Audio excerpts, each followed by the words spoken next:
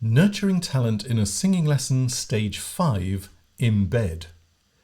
In the final of this 5-part series on nurturing talent in a singing lesson, we're focusing on what to do once you've completed Stage 1, Listen, Stage 2, Diagnose, Stage 3, Choose, and Stage 4, Explore.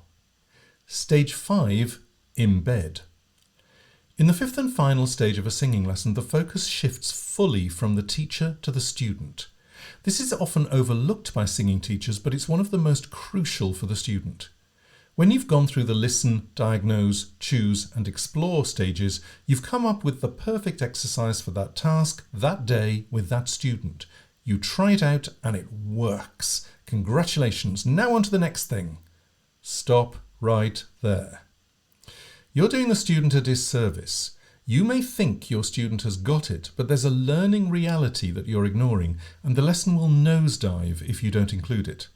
And I'm just as guilty as the next person. My journey. I've been a professional vocal coach for over 40 years. I started at Opera North and Scottish Opera, moved into theatre in multiple West End productions, and coached in various conservatoires and institutes around the country.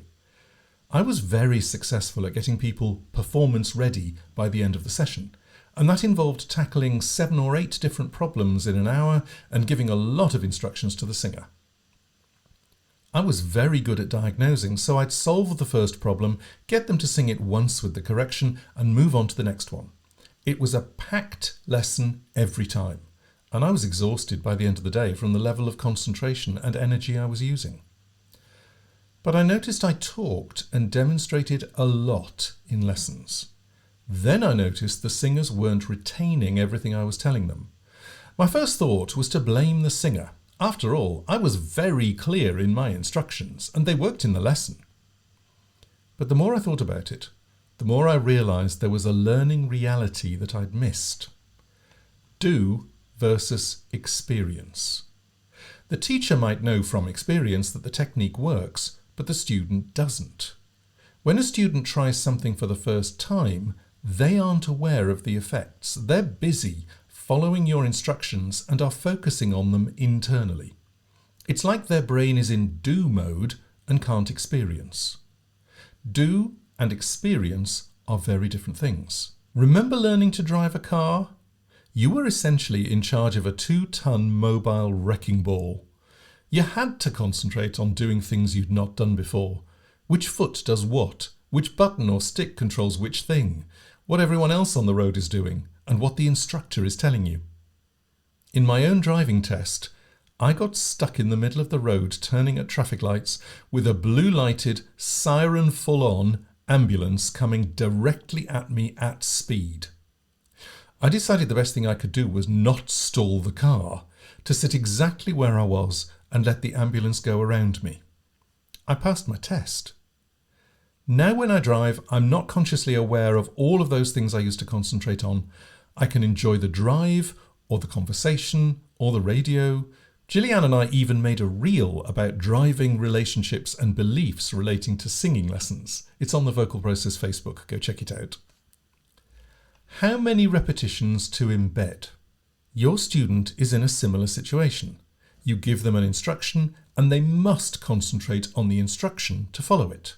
They have very little brain processing capacity left for analysing the effect. So on the first go, they rely on your feedback. On the second go, they might focus instead on the effect that you told them happened and mess up because they're not focusing on the instruction anymore. It takes at least 3 repetitions for the singer to experience the instruction and the outcome together. And more repetitions are better. So rather than, "It worked, let's move on," start saying, "That worked, let's repeat and embed." And weirdly, there's very little more for you to do. The ideal experience for the student during the repeat and embed stage is for you to say nothing. Any instruction you give will bring them back out of experiencing and put them back to the first repetition. So the more you correct and encourage, the longer it'll take. Stop talking. This is completely counterintuitive for a lot of singing teachers. "But I'm not earning my money if I don't say anything." but I spotted something that would just take a moment to correct. But they're not doing it right. And the answers in order are, yes you are, no it wouldn't, and let them find out for themselves. The embed stage has completely changed the way I work with my clients. I talk less, I sing less, they sing more, they understand more, they experience faster, they embed much quicker, and the embedding lasts longer. They are more appreciative, which is lovely, and more likely to recommend or rebook. And I get real job satisfaction. So there you have it. Listen, diagnose, choose, explore, embed. The 5 stages of a great lesson for any singing teacher, vocal coach, or group leader. And if you hadn't gathered it already, all 5 apply to life in general and relationships in particular. But that's another blog post.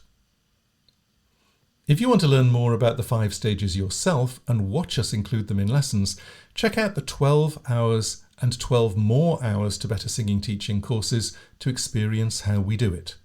Or come on the Accreditation Gateway course and experience them yourself in action on your lessons.